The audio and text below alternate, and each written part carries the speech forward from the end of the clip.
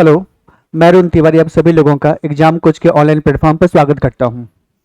हम लोगों ने एक टॉपिक स्टार्ट किया है जिस टॉपिक का नाम है 1857 का विद्रोह। और प्रीवियस वीडियो में हम लोगों ने देखा था कि 1857 के विद्रोह में सबसे महत्वपूर्ण तथ्य कौन से हैं, और फिर हम लोगों ने उन पुस्तकों के बारे में चर्चा किया था जिससे अक्सर एग्जाम में प्रश्न आपके लिए पूछे जाते हैं। अब हम 1857 के विद्रोह के उन कारणों के बारे में चर्चा करेंगे और उनको समझने की कोशिश करेंगे कि वह 1857 के विद्रोह के कारण कौन कौन से हैं। तो आइए मेरे साथ हेडिंग डालिएगा, 1857 का विद्रोह कारण। 1857 का विद्रोह, और फिर आप लिखेंगे इसके साथ कारण, कॉज। पहले कुछ बातों को सुन लीजिएगा, फिर इसको डिटेल में समझेंगे, कि एक पॉइंट को समझेंगे, क्योंकि जो परीक्षक है वह आपसे अच्छी खासी समझ की उम्मीद रखता है। देखिए, 1857 का जो विद्रोह है वह विद्रोह शुरू किया गया था सैनिकों के द्वारा। अगर सैनिक ना होते तो शायद यह विद्रोह शुरू ना हो पाता, लेकिन इस विद्रोह को आगे बढ़ाने का जो जिम्मा है वह सिर्फ सैनिकों का नहीं था, बल्कि भारतीय समाज का कई पक्ष एक साथ मिलते हैं और इस विद्रोह को आगे बढ़ाते हैं। अब किसी प्रकार की घटना होती है तो किसी प्रकार की घटना के पीछे दो प्रकार के कारण जिम्मेदार होते हैं। एक प्रकार के कारण को कहते हैं आधारभूत कारण, बेसिक कॉज, और एक प्रकार के कारण को कहते हैं तात्कालिक कारण, इमीडिएट कॉज। तो किसी प्रकार की घटनाएं होती हैं, कोई भी घटना अपने आधारभूत कारणों से भी होता है और कोई घटना तत्कालीन कारणों से भी होता है। अभी जो तत्कालिक कारण है इसके बारे में हम अलग से एक वीडियो बनाएंगे और उसको समझेंगे, लेकिन अभी हम 1857 के विद्रोह के पीछे उन आधारभूत कारणों की समझ बनाएंगे जिस पर एग्जामिनर की भी नजर है और आपकी भी नजर उस पर होनी चाहिए। तो एक काम करते हैं, हम एक बी से शुरू करते हैं और लिखते हैं 1857 का विद्रोह आधारभूत कारण। तो चलिए समझिए मेरे साथ। भारत में समुद्र के रास्ते, और समुद्र के रास्ते का मतलब यह हो गया अटलांटिक महासागर और हिंद महासागर।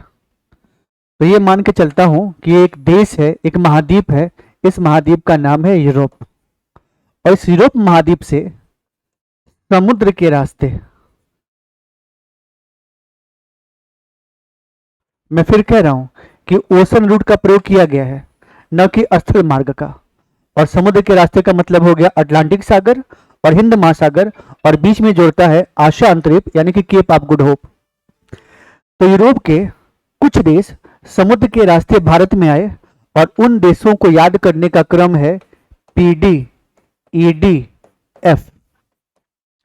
तो 5 देश आते हैं, उनको याद करने का क्रम है PD, ED, F। P मतलब क्या होता है? P मतलब होता है पुर्तगाल।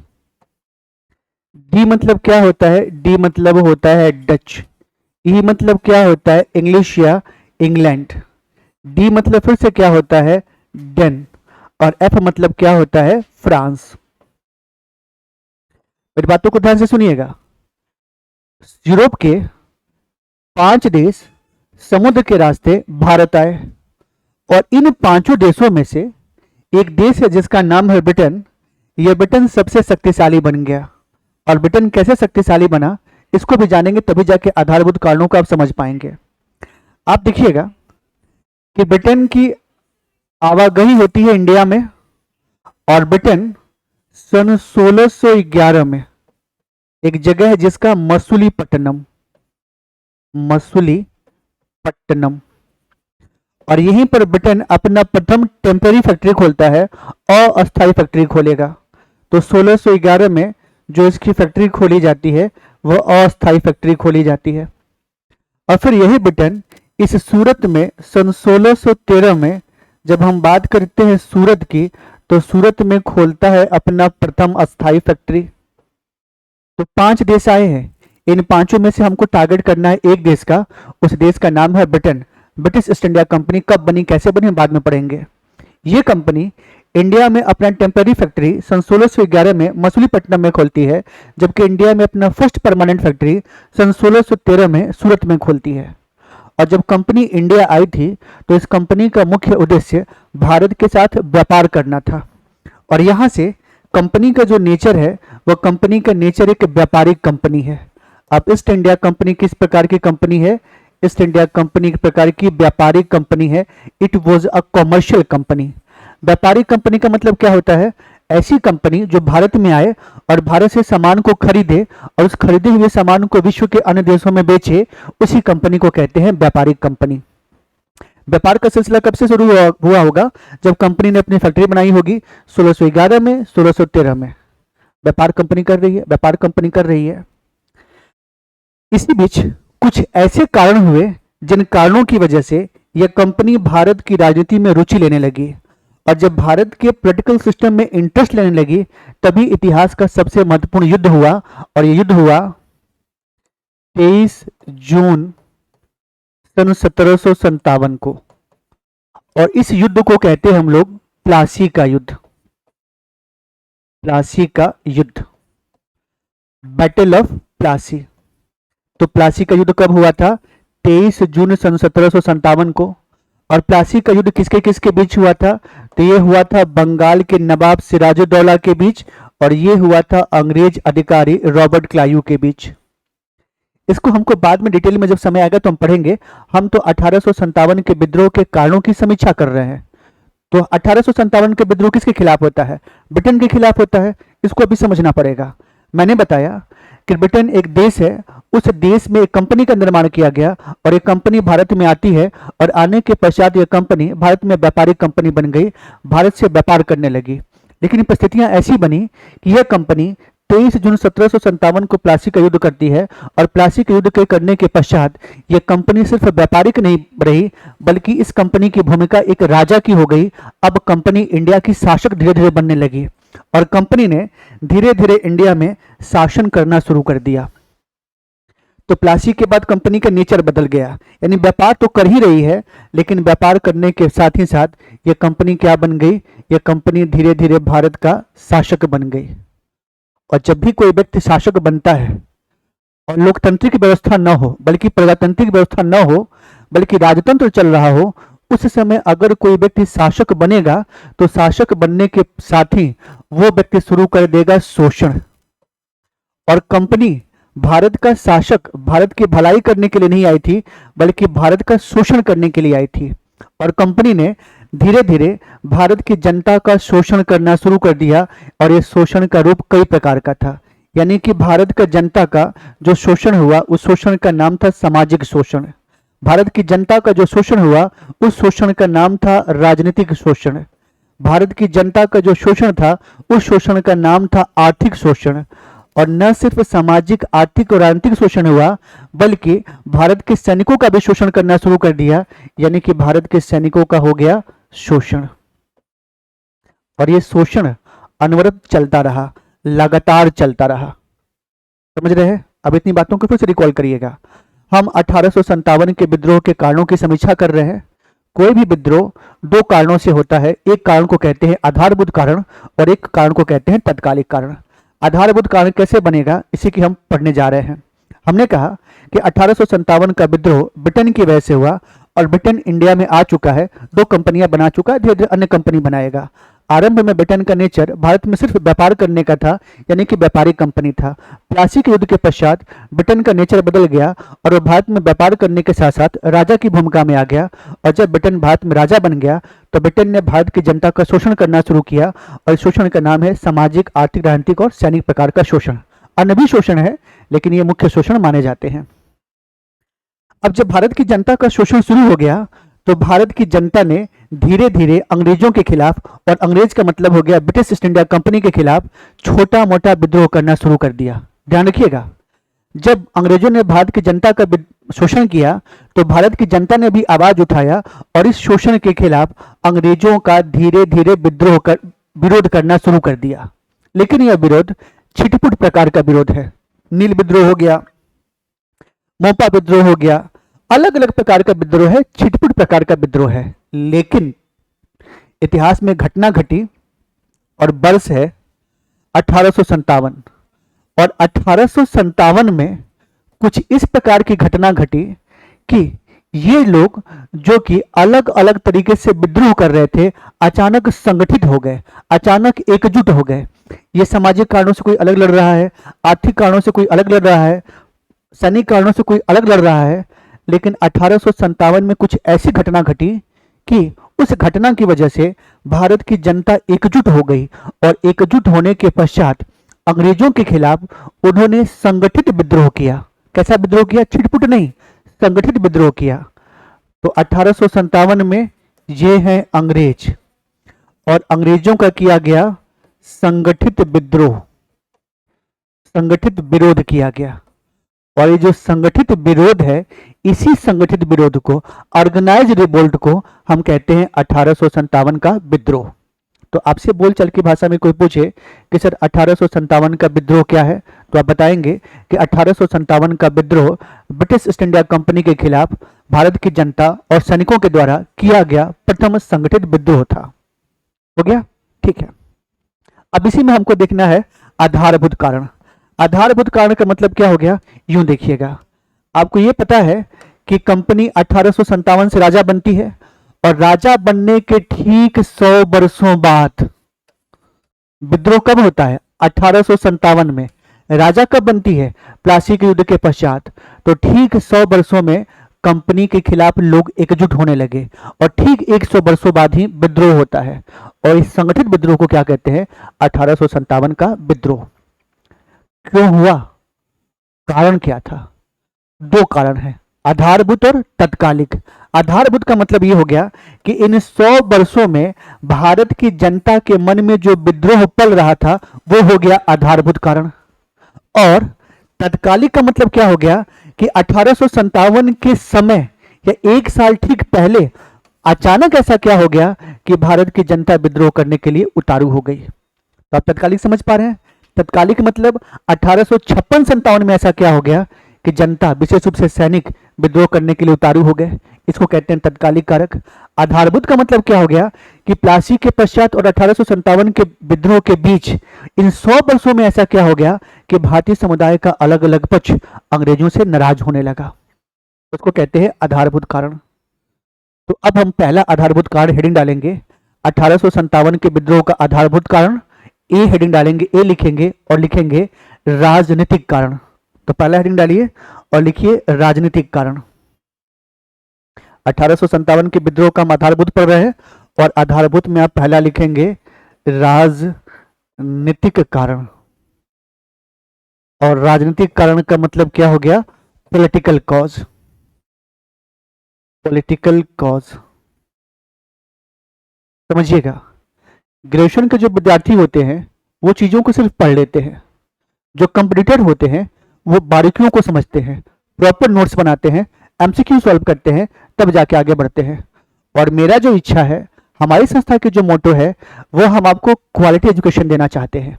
आप, हमने कहा भी कि आप अगर नोट्स बनाते हैं तो आप छोटे से एग्जाम से लेकर स्टेट सर्विसेज तक के एग्जाम को क्रैक कर सकते हैं। बस आपको हमारी संस्था पर और हम पर विश्वास करना पड़ेगा। तो बस धैर्य के साथ आगे बढ़ते जाइए। शिक्षा कभी जया नहीं जाती, शिक्षा कभी बेकार नहीं जाता है। तो मैं पहला कारण लिखवा रहा हूं 1857 के विद्रोह का राजनीतिक कारण, political cause of revolt of 1857। अब देखिएगा, ये है आपका राजनीतिक कारण। सबसे पहले देखना है कि राजनीतिक कारणों की वजह से भारत की जनता का वह कौन सा पक्ष होगा जो अंग्रेजों से नाराज होगा। पॉलिटिकल कॉज की वजह से भारत की जनता का वह कौन सा हिस्सा है जो अंग्रेजों से नाराज होगा। तो देखिए, राजनीतिक कारणों की वजह से भारत की जनता का आम वर्ग नाराज नहीं होता है, पुरोहित मौलवी नाराज नहीं होते हैं, कृषक नाराज नहीं होता है। अंग्रेजों के राजनीतिक नीतियों की वजह से, अंग्रेजों के पॉलिटिकल पॉलिसी की वजह से ये नाराज होगा। नाराज कौन होगा? राजा। भारत के राजा जो वर्षों से भारत में शासन कर रहे थे, अंग्रेजों के पॉलिटिकल कॉज की वजह से नाराज हो जाएंगे। ये नाराज होगा जिसको हम कहते हैं जमींदार, ये नाराज हो जाएगा। तो फिर अंग्रेजों की वजह से राजा और जमींदार क्यों नाराज हैं, इसी को कहते हैं 1857 के विद्रोह का राजनीतिक कारण। तो पहला कारण लिखे तो लिखिएगा। तो इसको बताना है कि 1857 के विद्रोह के राजनीतिक कारणों की वजह से यानी कि अंग्रेजों की पॉलिटिकल पॉलिसीज की वजह से सबसे अधिक परेशान राजाओं को और जमींदारों को उठानी पड़ी, और विशेष रूप से मुगल बादशाह को उठानी पड़ी, जिसकी वजह से ये लोग धीरे धीरे अंग्रेजों के खिलाफ मन में विद्रोह की भावना पालने लगे। अब वो क्या था जिसकी वजह से इनके मन में अंग्रेजों के खिलाफ विद्रोह की भावना भड़क रही है, तो उन पॉइंट्स को देखिएगा। और पहला पॉइंट है लॉर्ड वेलेस्ली की सहायक संधि। ये है लॉर्ड वेलेस्ली। कौन है, कब बनकर आए, ये तो हमको जानना ही है। मोटे तौर पे मान लीजिए 1798 का समय है। और लॉर्ड वेलेस्ली ने एक पॉलिसी लेकर आए थे, एक नीति लेकर आए थे। He introduced a new policy called सहायक संधि की नीति, पॉलिसी ऑफ सब्सिडरी अलायंस। सहायक संधि की नीति, policy of subsidiary alliance, policy of subsidiary alliance, policy of subsidiary alliance. अब देखिएगा, इसको हम इंग्लिश में लिखेंगे पॉलिसी ऑफ सब्सिडरी अलायंस। इसका मतलब क्या हो गया? सब्सिडरी अलायंस पे हम अलग से क्लास लेंगे, बताएंगे कैसे इसमें कई लोगों का नाम जुड़ा है। रॉबर्ट क्लाइव का भी नाम जुड़ा है, वो भी सब्सिडरी अलायंस करता है। इवन फ्रांसीसी गवर्नर डुप्ले का भी नाम जुड़ा है, वो भी सब्सिडरी अलायंस करता है। वो अलग कहानी है। लेकिन हम 1857 का विद्रोह और सब्सिडरी अलायंस पढ़ रहे हैं। जिन लोगों को लगता होगा कि आपने केवल वेलेस्ली के नाम लिखवाया है, तो मैं फिर कह रहा हूं कि सहायक संधि डुप्ले ने भी किया है, लॉर्ड रॉबर्ट क्लाइव ने भी किया है। लेकिन हम किस पर बात कर रहे हैं? लॉर्ड वेलेस्ली पे बात कर रहे हैं, उसको समझिएगा। लॉर्ड वेलेस्ली की सहायक संधि से कुछ लोग नाराज हो गए। तो पहले आपको जानना है कि यह सहायक संधि है क्या, जिसकी वजह से लोग नाराज हो गए। तो देखिएगा, सहायक संधि एक प्रकार की मैत्री संधि है। यह है भारत, और भारत में रह रहे हैं राजा। अभी जो भारत में राजा रह रहा है, इसको लॉर्ड वेलेस्ली ने कहा कि भारतीय राजा, तुम्हारे पास अपने सैनिक होंगे? तो राजाओं ने कहा कि बिल्कुल हमारे पास अपने सैनिक हैं। तो लॉर्ड वेलेस्ली ने कहा कि एक काम करो, इन सैनिकों का प्रयोग क्या तुम हमको हराने के लिए करोगे? राजाओं ने कहा कि ना बाबा, हम आपको क्यों हराएंगे, आप तो ब्रिटेन है, आप तो शक्तिशाली हैं। तो बोला कि अच्छी बात है। फिर राजाओं से पूछा कि क्या आप इस सैनिकों का प्रयोग अपने पड़ोसियों को हराने के लिए करेंगे? तो बोला कि ना बाबा, हम पड़ोसियों को क्यों हराएंगे, पड़ोसी तो हमारे बड़े अच्छे होते हैं, मित्र होते हैं, हम क्यों हराएंगे?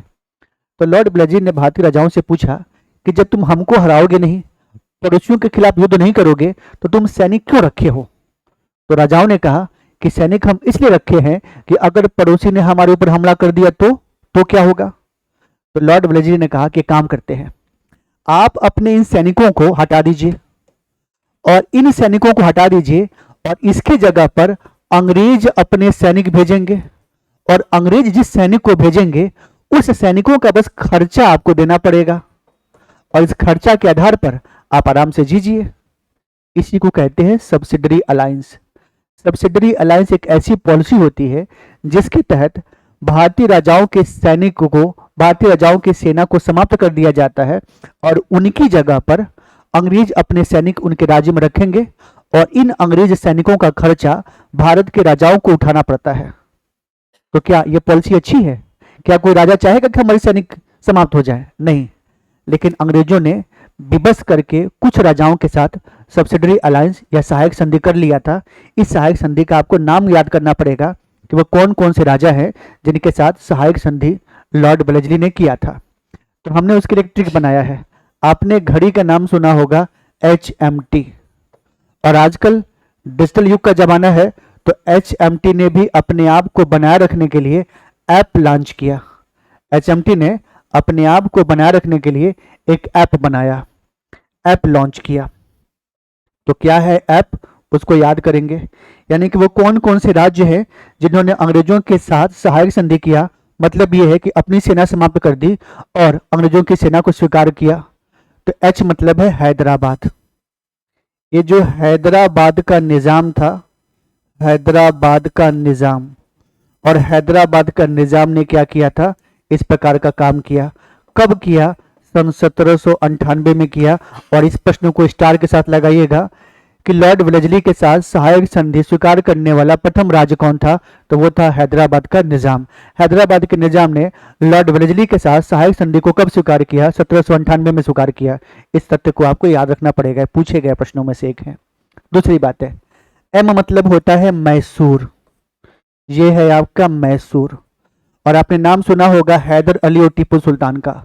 हैदर अली का बेटा टीपू सुल्तान और टीपू सुल्तान के मरने के पश्चात मैसूर के साथ सन 1799 में कर लिया गया सहायक संधि, यानी कि मैसूर के राजा ने भी अपनी सेना समाप्त कर दी और अंग्रेजों की सेना को अपने यहाँ जगह प्रदान कर दिया। टी का मतलब होता है तंजौर, और तंजौर भी दक्षिण भारत का एक राज्य है, और तंजौर ने भी मैसूर के साथ सन 1799 में सहायक संधि को स्वीकार कर लिया। HMT। ओके। ये मतलब होता है अवध, ये है आपका अवध, और अवध जो यूपी का एरिया, लखनऊ के एरिया, ये है अवध। और अवध ने अंग्रेजों के साथ सन 1801 में सहायक संधि को स्वीकार कर लिया। पी मतलब होता है पेशवा, मराठा पेशवा, और ये है मराठा पेशवा, और मराठा पेशवा ने सन 1802 में अंग्रेजों के साथ सहायक संधि स्वीकार कर लिया। एस मतलब होता है सिंधिया, और सिंधिया राजघराना ने भी सन 1802 में ही पेशवा के साथ अंग्रेजों के साथ सहायक संधि स्वीकार कर लिया। तो ये राजा अपने मन से सहायक संधि स्वीकार नहीं करते हैं, ये राजा इसलिए सहायक संधि स्वीकार कर रहे होते हैं क्योंकि अंग्रेज उनको बाध्य कर रहे होते हैं। तो क्या राजाओं के मन में इसके प्रति आक्रोश नहीं आएगा? और आक्रोश आएगा तो वो जब भी मौका मिलेगा अंग्रेजों के खिलाफ विद्रोह करेंगे। तो आपसे प्रश्न पूछा जाएगा कि निम्नलिखित में से कौन सा कारण अंग्रेजों के खिलाफ विद्रोह का प्रधान कारण बना? सहायक संधि की नीति। तो बिल्कुल सही है। सहायक संधि की नीति का मतलब क्या होता है? भारतीय राजाओं को अपने सैनिकों को समाप्त करना होगा, इसके जगह पर उनको अंग्रेजों सैनिकों को अपने यहाँ रखना पड़ेगा, और इन सैनिकों का खर्चा कौन देगा? भारतीय राजाएं देंगे। सहायक संधि किसके किसके साथ स्वीकार किया गया? HMT एप्स के साथ स्वीकार किया गया।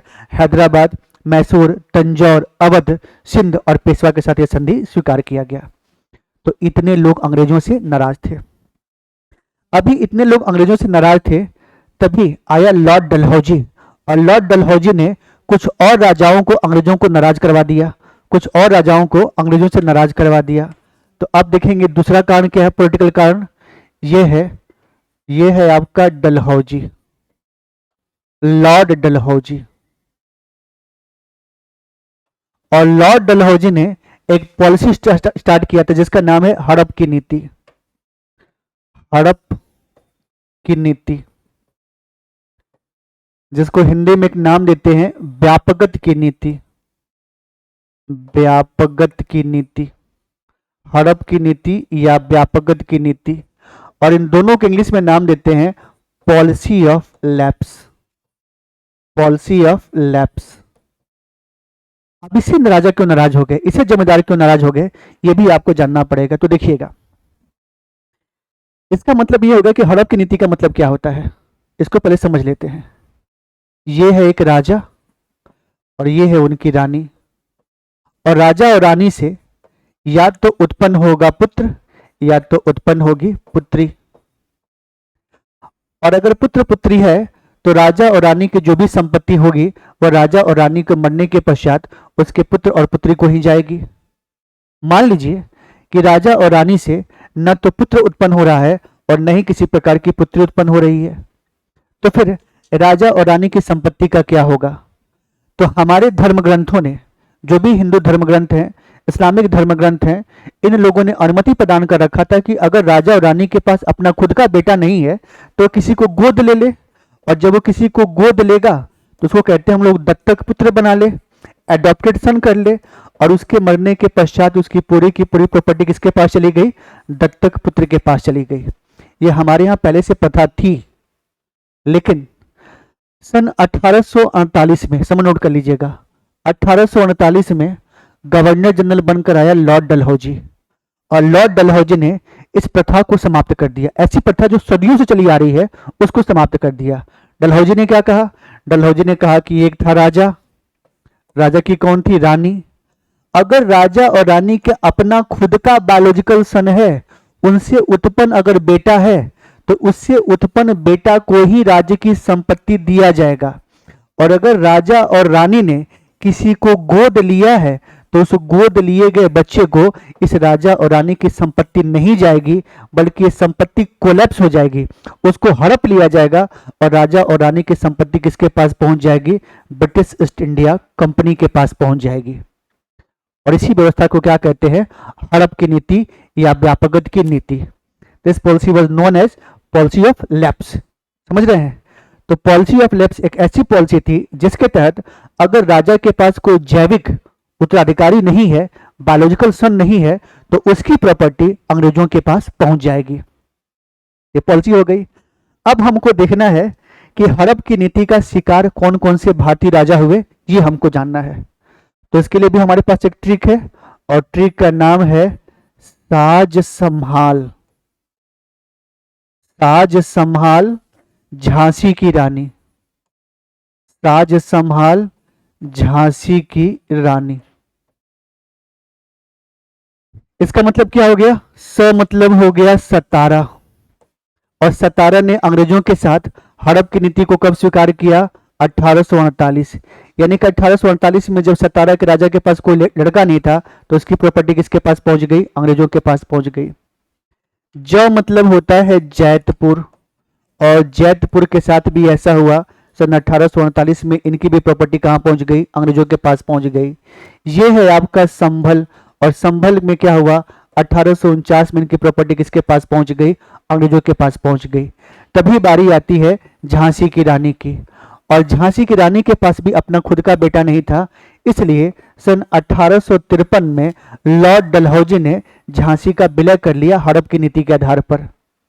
तो इसमें याद करना है, भारत का वह प्रथम राज्य कौन सा है जिसके साथ अंग्रेजों ने हड़प की नीति को लागू किया? यह है आपका सतारा। झांसी को अंग्रेजों ने अपने साम्राज्य का हिस्सा कब बनाया? सन 1853 में। झांसी के साथ अंग्रेजों ने हड़प की नीति को कब लागू किया? सन 1853 में। ठीक है, झांसी को किस नीति के तहत अंग्रेजों ने अपने साम्राज्य का हिस्सा बनाया? व्यापकता की नीति या हड़प की नीति के आधार पर। इतनी बातें समझ पा रहे हैं? Very good. तो पहला हमने देखा कि अंग्रेजों ने सहायक संधि के माध्यम से कुछ राज्यों को हड़पा, तो अंग्रेजों ने हड़प की नीति के माध्यम से भी कुछ राज्यों को हड़पा, जिसकी वजह से भारत के ये राज्य अंग्रेजों के खिलाफ होने लगे। इसी को कहते हैं पॉलिटिकल कारण। अब ये राज्य खिलाफ हैं, तभी कुछ और घटना घट गई, और घटना घट गई उसको आप देख लेते हैं। ये एक व्यक्ति है लॉर्ड डलहौजी, और लॉर्ड डलहौजी ने न सिर्फ व्यापकता की नीति का निर्माण किया, बल्कि 1854 में इसने एक और काम किया, और 1854 में इसने एक कमीशन का निर्माण किया, जिस कमीशन का नाम है इनाम कमीशन। इनाम का मतलब इंग्लिश में अवार्ड नहीं लिखना है, इनाम ही लिखना है उसका, इनाम कमीशन। तो लॉर्ड डलहौजी ने सन 1854 में इनाम कमीशन का गठन किया, और इनाम कमीशन के आधार पर लॉर्ड डलहौजी ने भारत में जितने भी जमींदार थे, इन जमींदार की जमींदारियों की जांच की कि कितने जमींदारों के पास अवैध जमींदारियां हैं। कुछ जमींदार ऐसे थे जिन्होंने जमींदारी तो अपने पास रखी थी, लेकिन अंग्रेजों को कोई टैक्स नहीं दिया था, और बाद के शासक कौन हो गए थे? अंग्रेज हो गए थे। इसीलिए लॉर्ड डलहौजी ने सन 1854 में जब इनाम कमीशन का निर्माण किया, तो इसके माध्यम से एक ही बार लगातार पूरे इंडिया में 35,000 जमींदारों की जमींदारियों की जांच की गई, और पाया गया कि इसमें से 20,000 जमींदार ऐसे हैं जो अवैध तरीके से अपनी जमींदारियों को रखे हुए हैं। और जो ही लॉर्ड डलहौजी के पास इन्फॉर्मेशन मिला कि 20,000 जमींदार अवैध तरीके से अपनी जमींदारी को रखे हुए हैं, लॉर्ड डलहौजी ने इनकी जमींदारियों को एक ही झटके में कैंसिल कर दिया। और जो ही एक ही झटके में जमींदारी को कैंसिल कर दिया, तो एक ही साथ ये 20,000 जमींदार अंग्रेजों के खिलाफ हो गए। तो सहायक संधि की वजह से कुछ लोग नाराज थे, हड़प की नीति की वजह से कुछ लोग नाराज थे, और इनाम कमीशन की वजह से भी कुछ लोग नाराज थे। ये सब चल ही रहा था, तो एक और घटना घटी, जो लास्ट घटना है उसको समझ लीजिएगा। ये है आपके मुगल बादशाह। मुगल बादशाह, और मुगल बादशाह का भले ही पद कमजोर हो चुका था अंग्रेजों के आने की वजह से, लेकिन समाज में मुगल बादशाह की बड़ी ही प्रतिष्ठा थी। लोग अभी भी मुगल बादशाह को इज्जत की नजर से देखा करते थे। लेकिन कुछ गवर्नर्स ने मुगल बादशाह के साथ बदतमीजी करना शुरू कर दिया। जैसे भले ही मुगल बादशाह के पास शक्ति नहीं था, लेकिन लाल किला के अंदर मुगल बादशाह अपनी दरबार लगाते थे और इस दरबार में लोगों को बुलाया जाता था और उनकी बातों को सुना जाता था। लेकिन लॉर्ड डलहौजी ने मुगल बादशाह को यह आदेश जारी किया कि आप अपना दरबार लगाना बंद कर दीजिए, लोगों से भेंट लेना भी बंद कर दीजिए। जब लोगों को इस बात की खबर पहुंची तो लोगों के मन में अंग्रेजों के प्रति एक प्रकार की ईर्ष्या उत्पन्न होने लगी। ठीक इसी समय एक गवर्नर आया जिसका नाम फिर से लॉर्ड डलहौजी है, और लॉर्ड डलहौजी ने मुगल बादशाह को तो यह भी सलाह दे दिया कि मुगल बादशाह आप लाल किला को छोड़ दीजिए और जाकर जो कुतुब मीनार है उस कुतुब मीनार के बगल में जो भवन बना हुआ है उसी भवन में जाकर आप रहना शुरू कर दीजिए।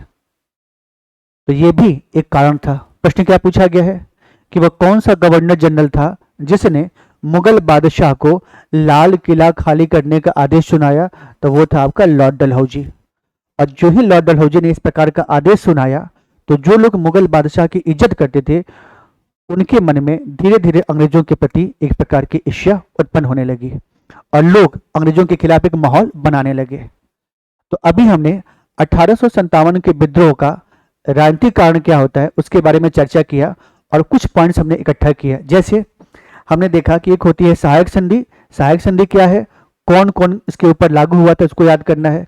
दूसरा हमको देखना है हड़प की नीति क्या है, किनके लोगों के ऊपर लागू हुआ ये आपको जानना है। तीसरा आपको देखना है इनाम कमीशन क्या होती है। चौथा आपको देखना है कि मुगल बादशाह के साथ किस प्रकार संबंध बनाया गया, इत्यादि बातें। इस वजह से लोगों के मन में अंग्रेजों के प्रति आक्रोश जन्म रहा था और तभी कुछ और घटना घटेगी। कब घटेगी, कैसे घटेगी, तो उसको हम अगले वीडियो में बताने की कोशिश करेंगे। तो ठीक है, अगले टॉपिक के साथ अगले वीडियो में मुलाकात करते हैं। तब तक के लिए थैंक यू।